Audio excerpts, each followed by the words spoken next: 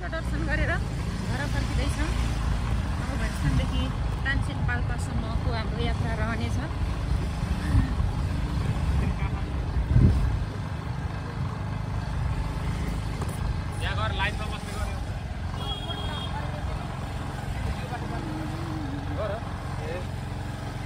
होइन छ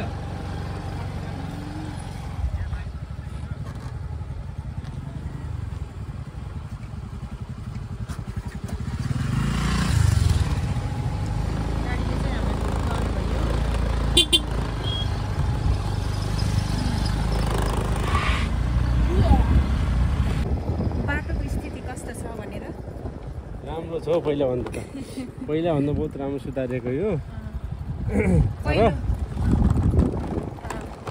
अहिले वैशाख महिना भएर सालको पहिलो महिना, त्यही पनि शनिबार, झन् त्यही भएर आज भक्तजन धेरै आउनु भएको छ, भिड छ। पहिलो भैरवस्थान मन्दिरमा एसियाको सबैभन्दा ठुलो त्रिशूल रहेको छ र यहाँ हामीले मागेका हरेक कुराहरू प्राप्त गर्न सकिन्छ भन्ने विश्वास लिइन्छ। र पुरै विशेष त भैरवस्थान मन्दिरमा भक्तजनहरूको मङ्गलबार र शनिबार बढी भिड हुने गर्दछ।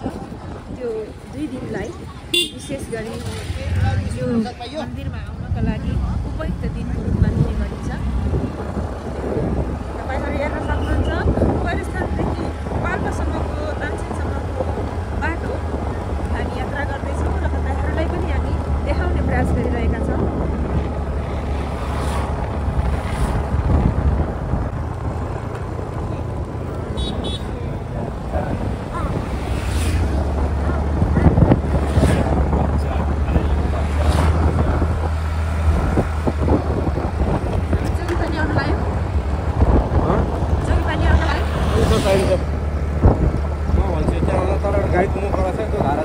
भैरवस्थानदेखि तानसेनसम्म जाने बिच बाटोमा जोगीपानी भन्ने ठाउँ छ। यहाँ पानी पाइन्छ र उक्त पानी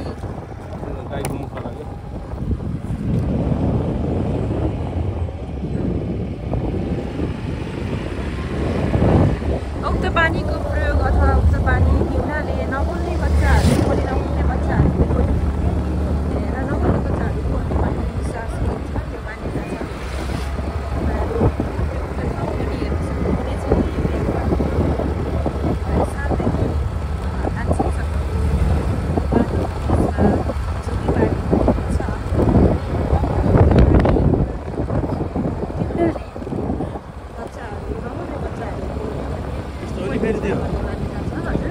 जुन दिन पनि आएर हुन्छ त्यसको नि त्यो बार हुन्छ नि, त्यो बार पारेर आउनु पर्छ, त्यतिकै आएर हुँदैन।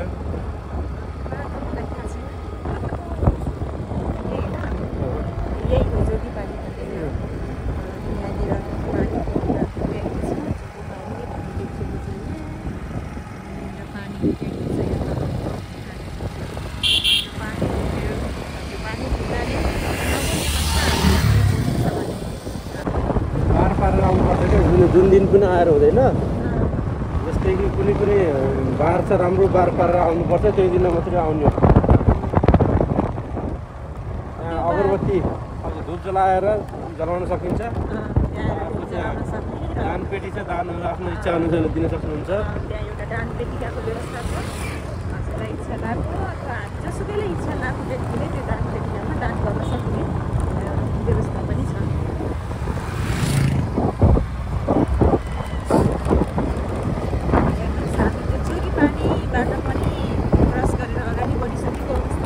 सम्मबारी हामी सम्मबारीमा आइसकेका छौँ।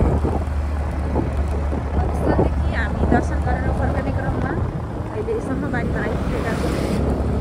सम्मबारी हुँदै हामी ढुङ्गाखानी अनि बतासे हुँदै हाम्रो घर तानसेन बसबाट हामी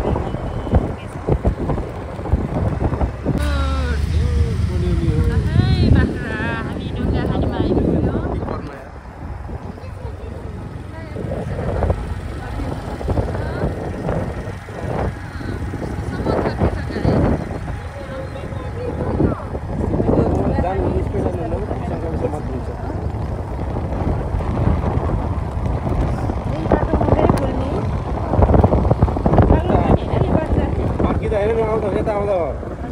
यता पछाडि पो जाने होला त यो तानसिन बुटो लगायो यो ढुङ्गा खाने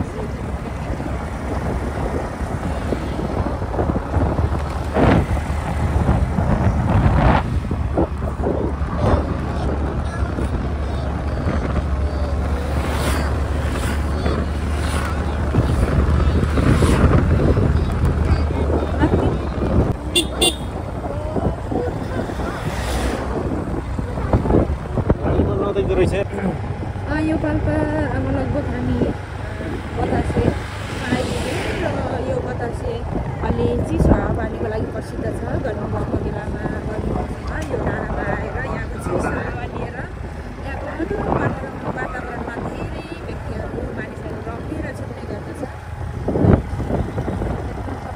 यो पर्यटकहरूलाई आकर्षण गर्नुको लागि बनेका रिसोर्टहरू छन् यता। बतासे डाँडामा हामी आइपुग्यौँ। यो तानसेन पाल्पाको पुरानो यो साइन्स क्याम्पस गभर्मेन्ट क्याम्पस। यहाँ चाहिँ साइन्स विषयको पढाइ हुन्छ ब्याचलर लेभलसम्म। यसमा विशेष त बस्नका लागि हावापानी ठिक मानिन्छ। हावापानी चिसो खालको गर्मीयामा पनि त्यति साह्रै कल्पना सरर चिसो बर्दाश्त चल्ने। श्रीनगरको कुरा गर्नु हेर्नु माथि श्रीनगर देख्न सक्नुहुन्छ। श्रीनगरहरूमा पनि पर्यटकहरू आन्तरिक पर्यटक तथा बाह्य पर्यटकहरू घुम्न आउने गरेको पाइन्छ। हामी अहिले शीतलपाटी हुँदै जाँदैछौँ र यो बाटो बन्द छ है, बन्द छ। हामी चाहिँ यता श्रीनगर बाटोतिर आएका छौँ। यहाँदेखि रानीमल जान्छ क्या, रेली ढुङ्गा छापेको श्रीनगर होटेल हो। यहाँदेखि रानीमल जान्छ। यो बाटो रानीमल जाने बाटो हो। यसबाट यसकारण चाहिँ यो बाटो तानसिन यो बाटो तानसिन जाने बाटो हो। यो बाटो श्रीनगर जाने बाटो हो। यो श्रीनगर जाने बाटो हो। अनि यो तानसिनतिर जानेछ।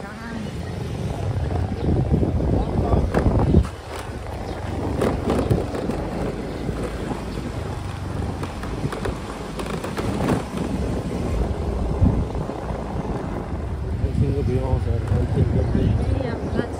तपाईँले देख्न सक्नुहुन्छ तानसेन बजारको भ्यू तपाईँ देख्न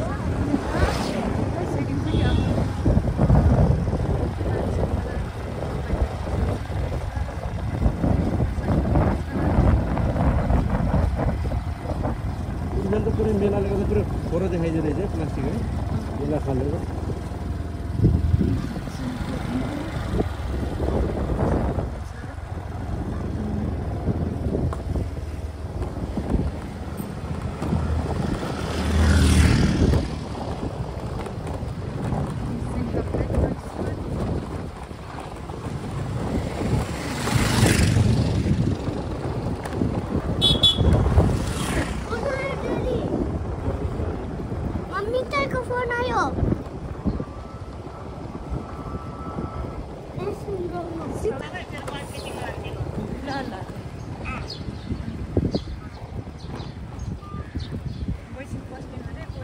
जाने गरेको र ल हाम्रो पाल्पा जिल्लामा सार्वजनिक विद्यालयमा ख्यातिप्राप्त नमुना जनता माध्यमिक विद्यालय यहीँनिर पर्दछ। हाम्रो जनता वा नमुना माध्यमिक विद्यालय यसलाई पाल्पा बहुमुखी क्याम्पस जनता नमुना माध्यमिक विद्यालय यो पाल्पा जिल्लामा ख्यातिप्राप्त र वर्षौँदेखि उत्कृष्ट नतिजा दिन सफल एसएलसीमा उत्कृष्ट नतिजा दिन सफल विद्यालयको रूपमा पनि चिनिन्छ।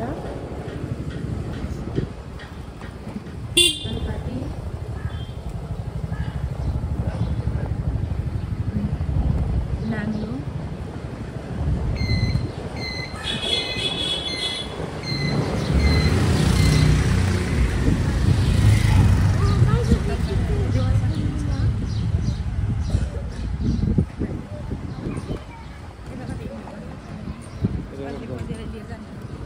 यो